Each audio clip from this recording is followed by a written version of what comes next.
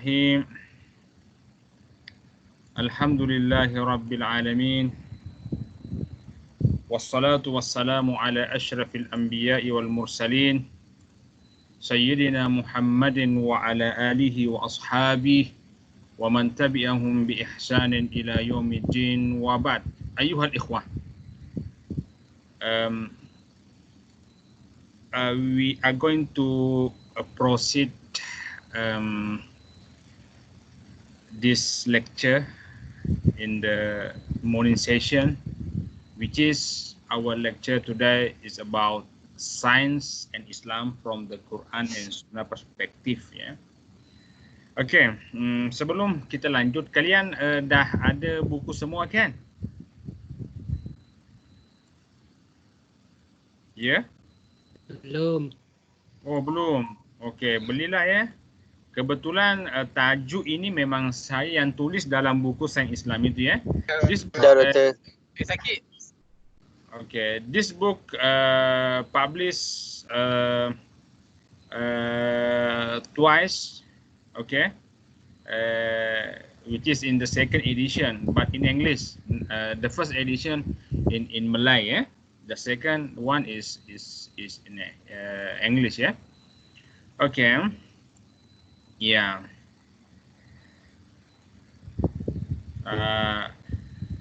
Okay. It is the content that we are going to detail out one by one. Okay, related to science and Islam from the Quran and Sunnah perspective. Yeah. Yeah.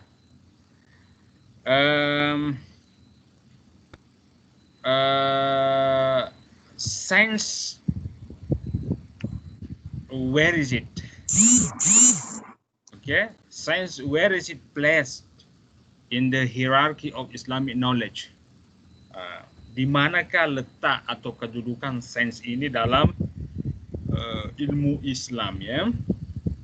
Ya, Al-Ghazali.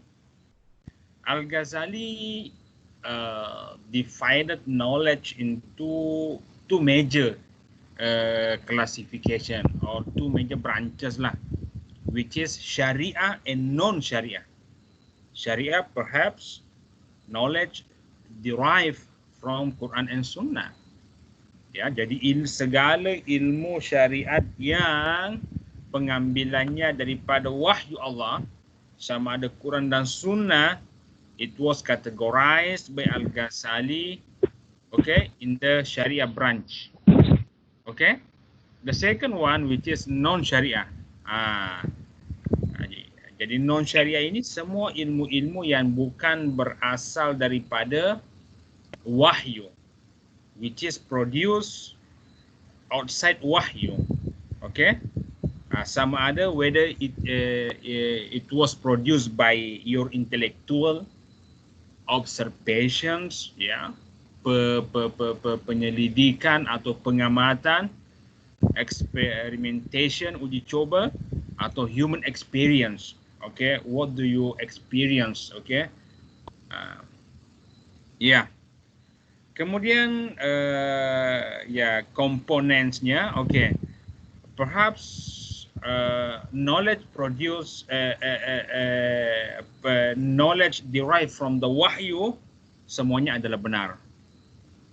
Okay, tetapi ilmu yang dijana produced by human being, ya, ada masanya bagus, ada masanya terpuji, ada masanya tak digalakkan untuk dipelajari, ya. Macam ilmu-ilmu sihir itu tak bagus, ilmu-ilmu bomoh yang mahukan keburukan itu tak bagus, ya. Seperti dalam Al-Quran, dalam surah Al-Baqarah kan, kalian semua hafaz pastinya, wattaba'u ma tatlu syayatinu ala mulki Sulaiman wa ma kafara Sulaiman walakinna syayatina kafaru yu'allimuna nasa sihir, dan syaitan, ya kan, teach people about zihir. So zihir put under the the knowledge that which is prohibited, okay, for us to take it, ya. Nah, selain daripada itu, ilmu yang menggalakkan kemajuan seperti ilmu pertanian, ilmu ekonomi, ilmu sosial kemasyarakatan, itu semua adalah ilmu-ilmu yang wajib kita ambil dan kita guna pakai untuk kemaslahatan kita, ya. Okay, so for the first round, you know already the classification of knowledge, okay, according to Al-Ghazali, which is two just major branches, Sharia and non-Sharia. So Sharia, all knowledge related to divine revelation, okay. The second classification given by Ibn Khaldun, ya dia tidak jauh beza sangat daripada Al-Ghazali, ya. Dia pun reveal knowledge, ya. Kalau Al-Ghazali divine knowledge, which is the same, okay. Divine and reveal knowledge, which is the same, ya. Reveal knowledge, what Allah revealed to us, what Allah revealed to human being, okay, by wahyu, okay. It was categorized by reveal knowledge, Al-Quran dan Sunnah je, sama je, ya, dua sahaja. And another one which is taken from our sense and intellect atau knowledge of philosophy. Jadi knowledge of philosophy ini maksudnya logik, ilmu mantik, ya, science, kemudian mathematics, and divinity, ya, ilmu tentang kebaikan, ilmu tentang akhlak, ya. Kemudian knowledge of wisdom, seperti logik, mantik masuk kepada knowledge of wisdom, ini hikmah, ya, ilmu hikmah. Arithmetic, geometri, ini bahagian daripada mathematics, ya. Astronomy, music, science and divinity. Jadi ini semua, ya. Okay, move on to another slide. Technology, technology. Okay, the first one is ilm, knowledge itself. Okay, where is it placed in the hierarchy of the Islamic knowledge? So the second question, technology, where is it? Okay, what place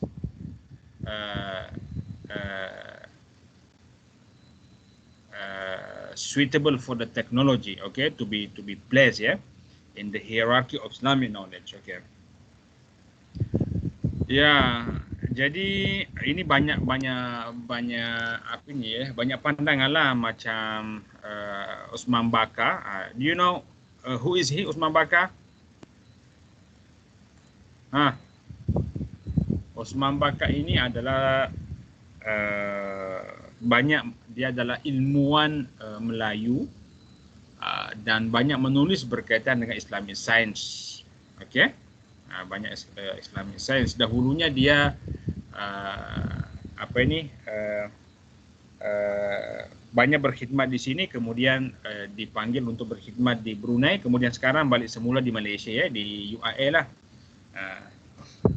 Dia banyak tulisan berkaitan dengan Islamic Science. So I suggest you to read his book, his articles, ya. He is well known as a prominent scholars in the field of Islamic Science, okay. Dia ada rujukan lah. Apa dia cakap? Technology refers to practical knowledge. Jadi teknologi knowledge, but you should practice this knowledge. Itu baru teknologi. If you have knowledge but you don't practice it, it is not technology, okay. While science refer to theoretical knowledge. Kalau science, ya, ada teori lah, okay. Al-Jurjani pula, Al-Jurjani ni dia ada buku namanya At-Ta'rifat. Ini buku bagus, saya ada masanya saya rujuk buku ini kalau ada saya mencari definisi berkaitan sesuatu atau ta'rifan terhadap sesuatu. Nama bukunya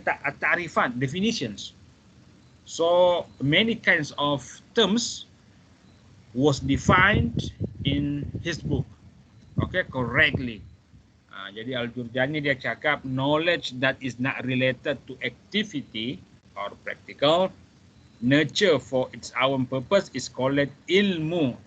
Jadi ilmu yang tak dipraktiskan, okay, kita mempelajari sesuatu itu just to make ourselves know the reality of it. Itu dipanggil sebagai ilmu. Kita mempelajarinya hanya untuk menambah ilmu sahaja. Kita nak tak praktiskan, ya. Okey. Tetapi ilmu yang dipraktikkan, kita mempelajari ilmu dan selepas itu kita praktiskan, we practice in our daily life. Itu disebut sebagai sina'ah. Sina'ah. Okey? Okey.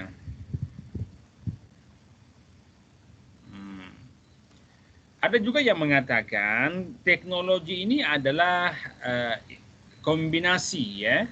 Jadi it was integrated, okay? Part from the part of knowledge from the ulum nakliyah dari Quran dan Sunnah, and another part from the science, from the science tulen, macam tu. Jadi teknologi ini sudah ada kombinasi antara ilmu nakli yang ada di dada, ya, yang berdasarkan wahyu, dengan ilmu akli yang ada di minda kita. Okey. Ada yang cakap macam itulah.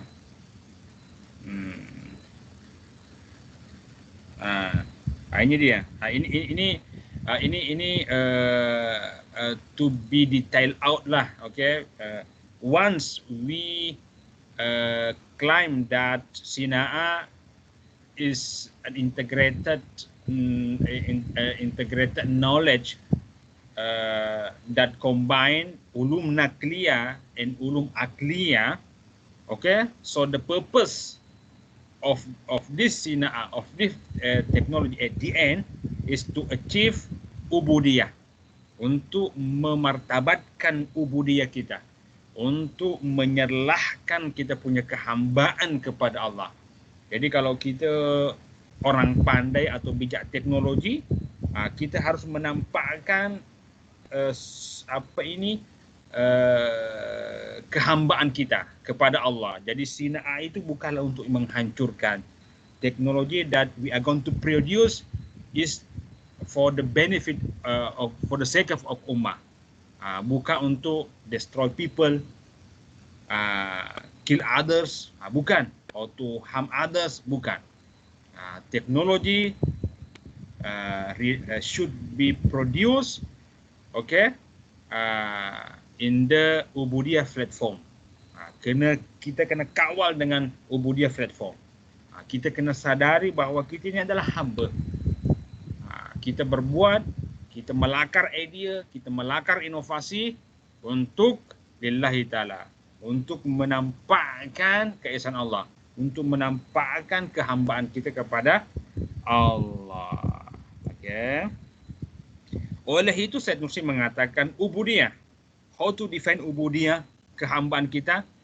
Syed Nursi apa dia cakap? The greatest gift of God to humanity that will only be obtained with faith. Jadi ubudiyah ini hanya boleh digapai dengan iman, dengan our belief towards Allah, that Allah is the only one God that we worship. Barulah ubudiyah kita terwujud melalui kita punya ilmu, melalui kita punya lakaran idea, melalui kita punya tulisan, melalui kita punya teknologi, inovasi, macam itulah. Okay, move on to another slide. Let's look at step by step, ya. The science from the Quran and Sunnah perspective lah. Okay, for the first round, medicine lah. perubatan. Okey, tak ada dalam Quran dan Sunnah resepi ubat, tak ada. Tetapi the guidelines, itu yang penting. Guidelines, okay, to get us to convince ourselves that Allah, okay, want us to cure ourselves when we were sick. So what Allah tell us? What Quran and Sunnah tell us about medicine? Okay, dalam Al-Quran lah, all disease come from Allah. He is also the healing. Madza qala Sayyiduna Ibrahim? Dialah yang menyebabkan aku jatuh sakit, dan dia juga yang memberikan aku kesembuhan. Okey. Kemudian dalam Sahih Bukhari, no disease that Allah has created except that He has also created His treatment. Every single disease appear, okay, has medicine. Okay. Ma anzalallahu da'an illa walahu dawa. Okay. What next? Preventing is better than cure. Al-ilaj, al-wiqayatu khairun minal ilaj. Macamlah kalau kita makan, janganlah kita makan sampai kenyang sangat baru nak berhenti. Sebelum kenyang sangat kena berhenti. Jadi sepertiga untuk makanan, sepertiga lagi untuk apa lagi ini, untuk minuman, dan sepertiga laginya untuk kita bernafas. Yang menjadi masalah sekarang sebab yang sepertiga untuk bernafas pun kita longgok-longgok nasi, longgok-longgok minuman. Itulah yang menjadi masalah. It was okay to prevent us from the any kind of diseases, okay, called by atib al-wiqai, okay, the medicine that can prevent you, okay, from getting any kind of disease, okay. Kemudian dalam suatu hadis, treatment is compulsory when ill. If you feels your body is not good, your body is sick, go to the clinic, go to the hospital, taking medicine from there. It was compulsory to you when you are sick. Okay. Kemudian, what next? Treatment with prohibited medicine is not allowed by Syariah. Jadi ada juga, jadi tidak semua bentuk perubatan dibolehkan. Ada sebahagian bentuk perubatan yang tidak dibolehkan, ya. Macam dahulu orang amalkan dia tampal macam besi panas di tubuh badan dia untuk mengeluarkan darah kotor. Dulu dibolehkan, tetapi dalam syariat kita, syariat-syariat terdahululah dibolehkan, tapi syariat umat Nabi Muhammad adalah syariat yang lembut. Dia tidak mau kekerasan macam tu, ya. Masih banyak jalan untuk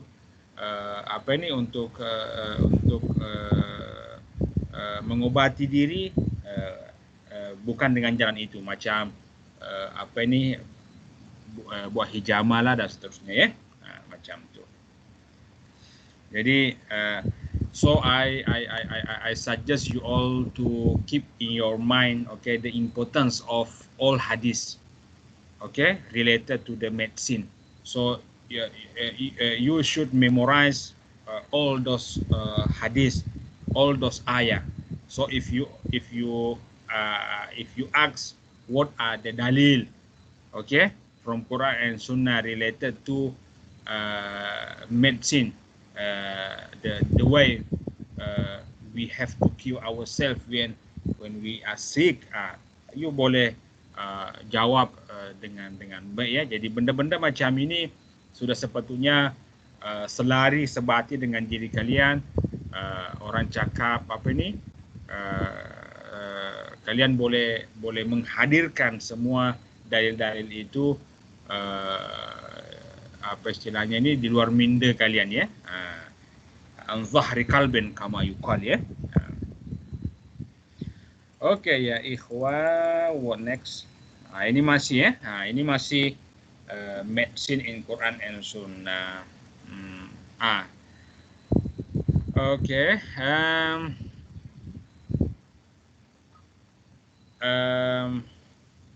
Apart from physical illness, there are also mental or physiological illnesses. Ya, jadi ini yang lebih berbahaya. It was very dangerous, okay, compared to the physical illnesses. Sebab mental ini kita tak boleh tengok. Tapi kita hanya boleh tengok kesan penyakit itu kepada orang yang sakit. Ya, tapi ini semuanya bermula daripada hati, your heart. Okay, so you should keep good your heart, prevent your heart from any kind of illnesses. Ya, jadi kalau hati sihat, maka jantung pun sehat. Hati sehat, maka seluruh fizikal pun sehat. Okay, dalam hadis kan, ala fil jasadi mudghah fa isa saluhat saluhal jasadu kulluh. Ketahuilah di dalam diri manusia itu ada mudghah, segumpal darah. Kalaulah baik itu, maka baik semulalah, baik semualah seluruh anggota tubuh badan manusia itu, iaitu hati. Okey. Janganlah senang-senang bagi hati kepada orang lain ya. Gurau je. Okey.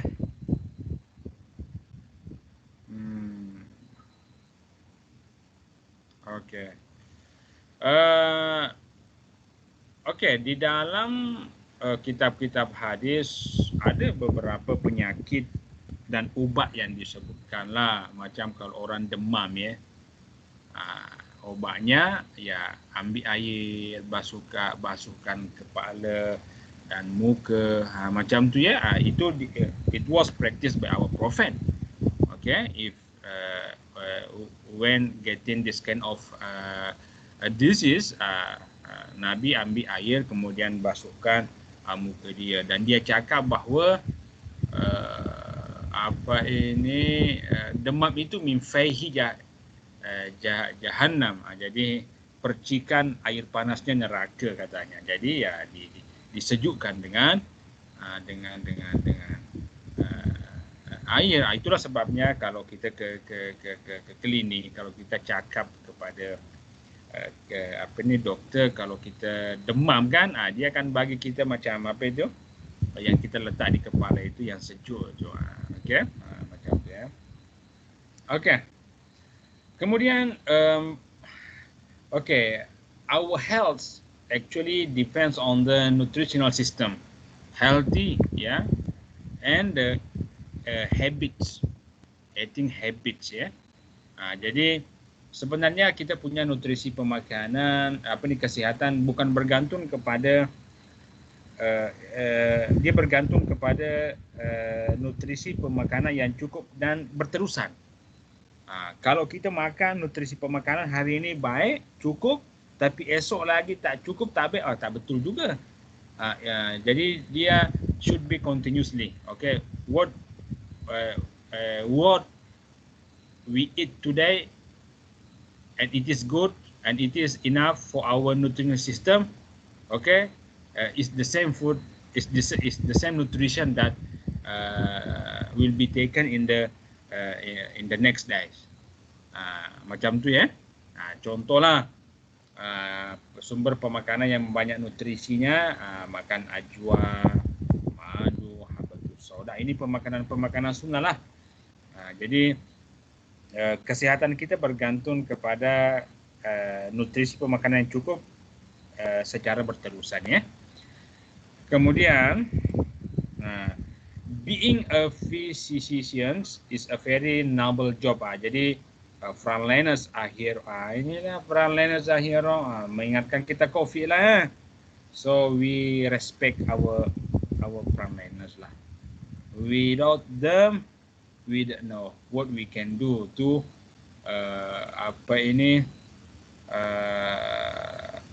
against COVID lah. Memang dia hero. Kita duduk je di rumah, we quarantine ourselves, not going outside, ya kan? Tapi hero kita dalam keadaan macam ni pun, teruknya situasi COVID, dia pun keluar hanya untuk kepentingan kita. So we respect them, okay? Semoga mereka selamat, semoga usaha mereka diberkati, dimudahkan urusan mereka, dilapangkan rezeki ahli keluarga mereka, ya. Okay, jadi what kind what kind knowledge that you have as a dentist, as a figure in medicine, ya. You kena follow the ethics guideline, ilmu akhlak dalam. Jadi dalam akhlak itu bukan hanya ketika kita di kampus, bukan hanya kita di rumah, tetapi ketika kita mengobati pesakit pun kita kena mengikuti ethics guideline, akhlak, ya. Dan alhamdulillah Al-Quran adalah kitab akhlak yang terbaik. Alhamdulillah sunnah mengandungi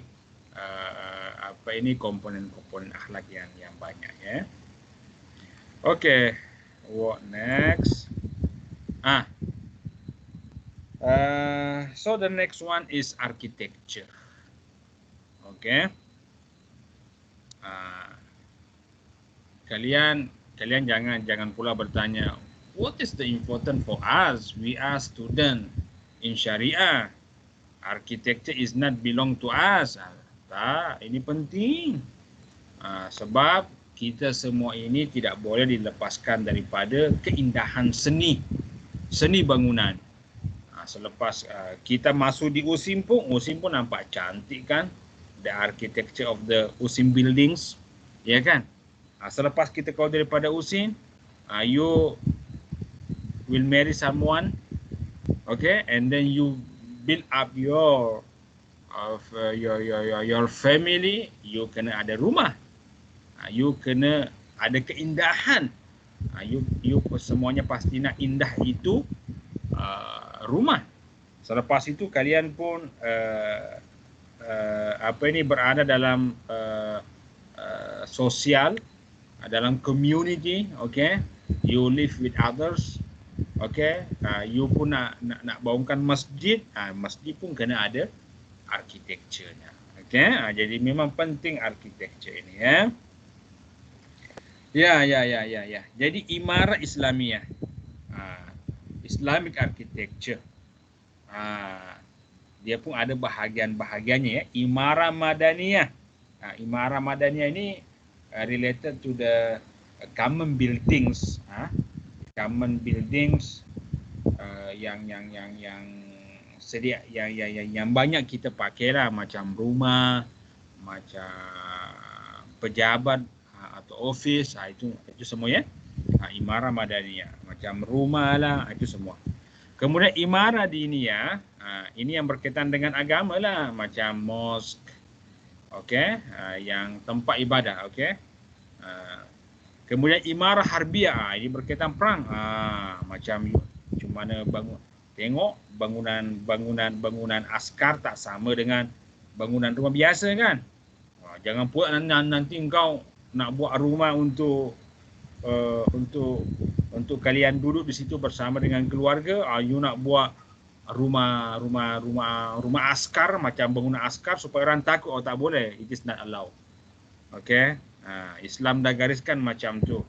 Every single building that you are going to build should follow the guidelines, okay? The SOP lah, ada juga SOP-nya, macam tu.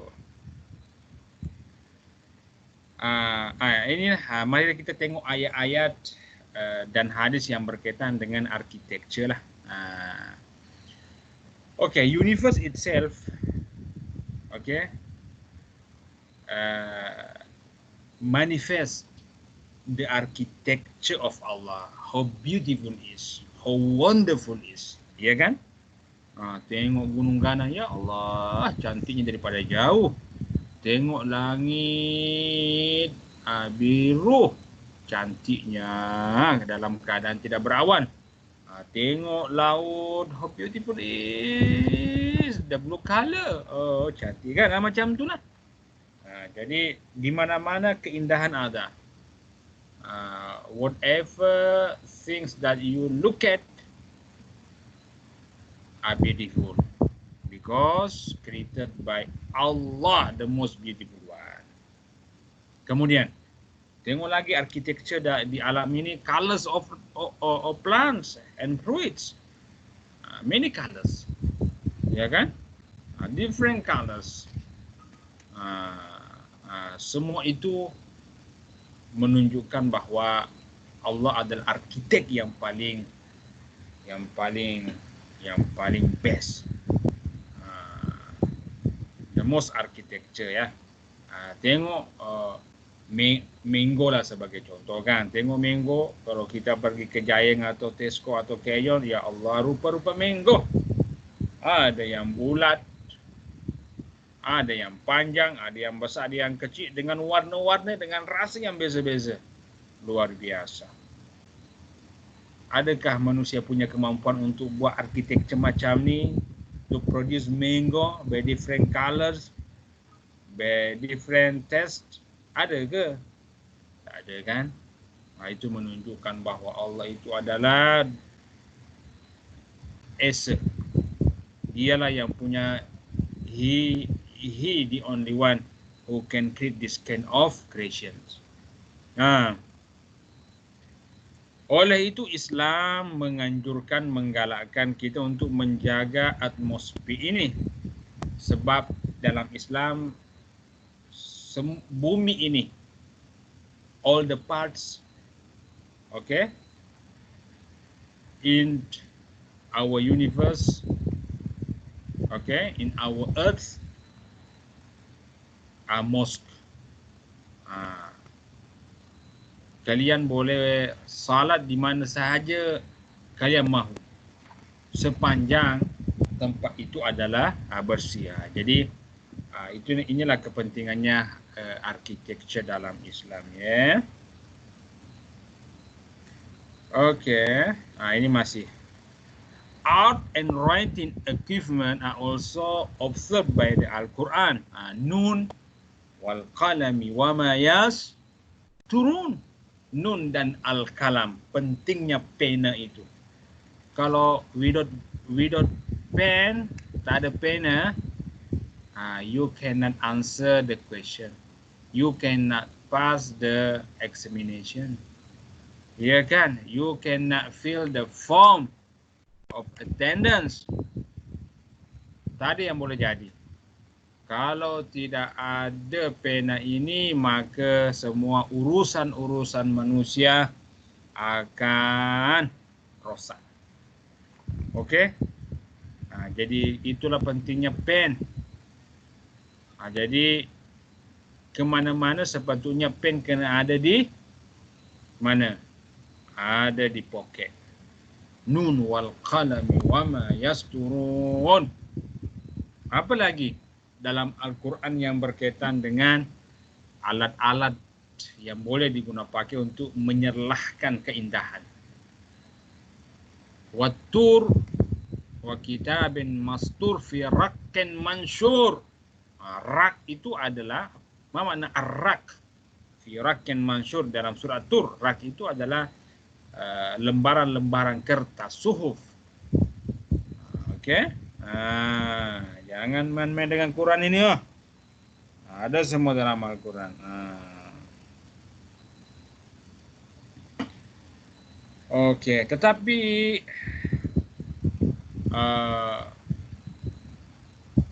arsitektur yang kita pelajari, tamadun yang kita bina, sepatutnya menyalahkan ketuhanan, ya, menyalahkan ketuhanan Allah, ya, menunjukkan moral yang ada di dalam diri kita. What moral? Our inside. Okay, so from the tamadun, okay, from the architecture, we can describe how good the people is. Okay, how the good, the morality of those people is. Okay, bagaimanakah kehambaan orang itu? Tengok tamadun dia, tengok architecture yang dia produce, tengok daripada bangunan-bangunan orang. Jadi sejarawan, ya, dia tengokkan saja tamadun orang, dia tak tengok lagi orangnya. Dia tengok je bangunan-bangunan orang, dia sudah boleh menggambarkan, oh, orang yang hidup di sini dia punya minda macam ni, dia punya akhlak macam ni, dia punya karakter macam ni. Okay, so it is the importance of architecture, ya. Jadi bagaimana kita menggambarkan kepribadian kita, macam kita lah. Kalau sebenarnya macam kita sebelum keluar kan, adik-adik pasti cari seluar, cari baju, cari tudung kan. So daripada gaya, the style of your tudung, ya kan, cara engkau berpakaian, orang boleh baca dalam hati engkau, ya kan. Macam kau punya tanda tangan juga, ada tanda tangan yang pelik lah. Nak tiru tanda tangan itu, mungkin 1 minggu pun kalau pun boleh tiru. Tapi daripada tanda tangan itu orang boleh baca kau punya jiwa tu, kau punya karakter tu. Ada juga tanda tangan yang mudah saja. Semua ada kan. Okay. Ada juga tanda tangan yang macam tu lah. So be careful of your architecture. Every day you show us, you show people your architecture, how beautiful is, how good your inside, how good your heart. So people can read you from your architecture, from your products, from your style of wearing tudung, dan seterusnya lah, macam tu. Jadi hati-hati ya. Sekarang kita masuk ke perkara lain pula, natural sciences dalam pandangan Islam. Bagaimana dengan ilmu-ilmu natural ini, ilmu-ilmu yang berkaitan dengan alam, macam fisik, ya, fisik macam mana, chemistry macam mana, biologi macam mana, dan begitu pula social science.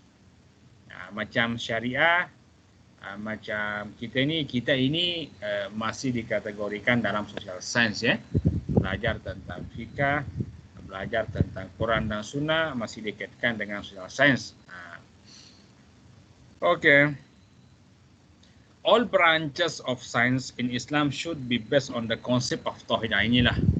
Jadi kalian belajar macamlah orang yang di FST belajar tentang sains, chemistry, biologi dan seterusnya lah.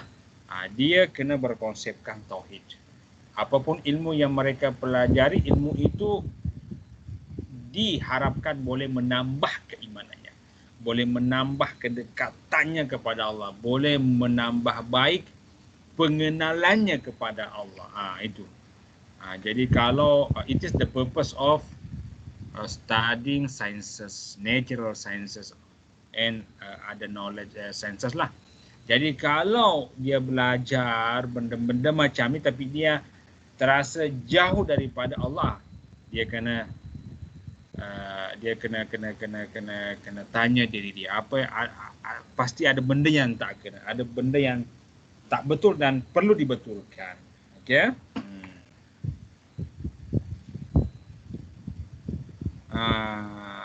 Okey, ini yang perlu kita tahu berkaitan dengan hubung kait the relation between Quran and science, ya.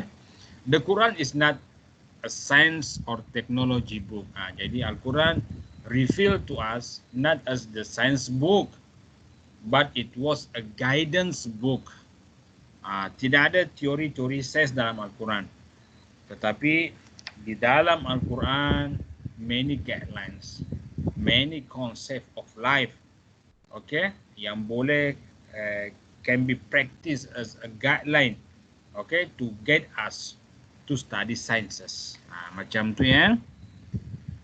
Okay, kemudian, okay, walaupun demikian, ada beberapa isyarat di dalam Al-Quran yang berkaitan dengan sains atau pernyataan Al-Quran yang berkaitan tentang sesuatu dan proven already by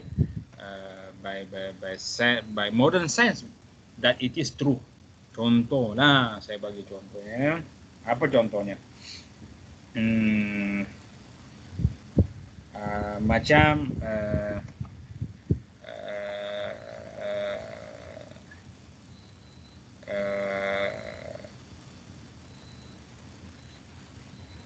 matahari yang berpusing pada orbitnya. Wasyamsi tajri limustaqarrin laha dzalika takdir al-azizil alim. Itu semua contoh apa lagi ya? Wa auha rabbuka ila an-nahli an ittakhidhi minal jibali buyutan wa minasy syajari wa mimma ya'rishun. Allah reveal to the bee, ya kan, carilah tempat engkau di hutan-hutan.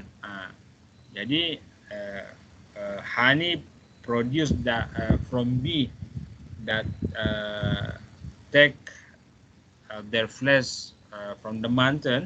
Itu honey, quality of the honey is better daripada honey yang diternak. Okey, apalagi contohnya banyak-banyak sangat ya. Tapi walaupun demikian, kita tidak boleh mengatakan bahawa Al-Quran adalah kitab sains. Tapi ada masanya perkara-perkara yang Allah nyatakan yang ada kaitannya dengan sains untuk menunjukkan keesaan ketuhanan Allah, itu memang tidak bercanggah dengan temuan-temuan sains lah. Okey.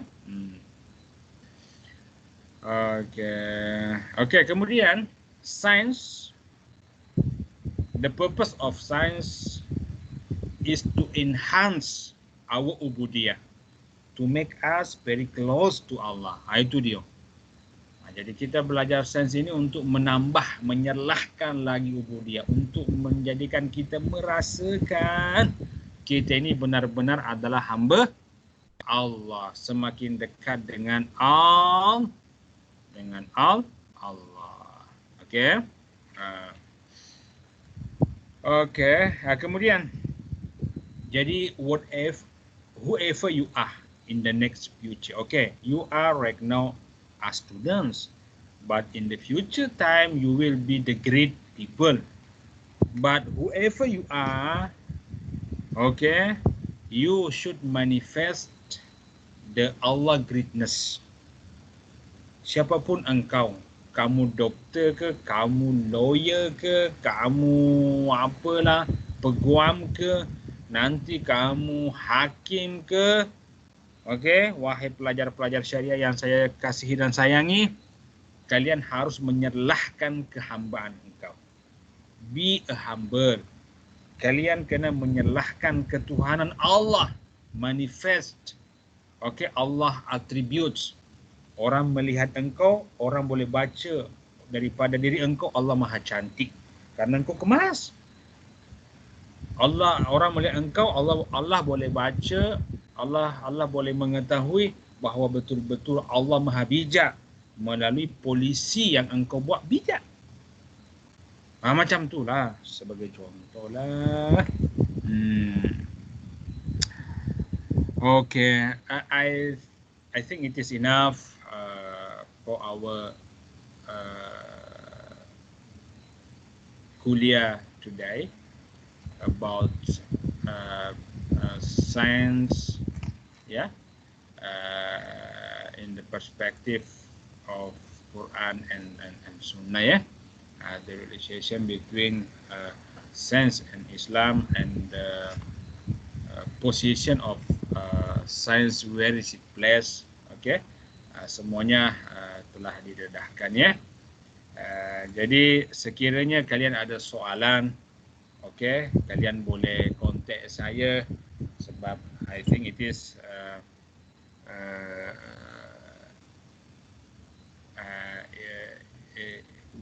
it is a first time for us to meet each other ya. Dan selepas itu tak tahulah bila lagi kita nak jumpa. Tetapi sekiranya ada soalan-soalan yang berkaitan dengan tajuk ini atau mana-mana tajuk dalam sains Islam, atau ada sesuatu yang kalian nak tanya, kalian boleh PM saya di nombor ni ya. Boleh catat bagi yang mahu 011 3939 1641. Akhukum fillah, Dr. Muhammad Widus Sempo, pensyarah di APQS. Okay, see you next time. Bye-bye. Wassalamualaikum warahmatullahi wabarakatuh. Thank you, Doktor. Thank you, Doktor. Thank you, Doktor. Thank you, Doktor. Thank you, Doktor.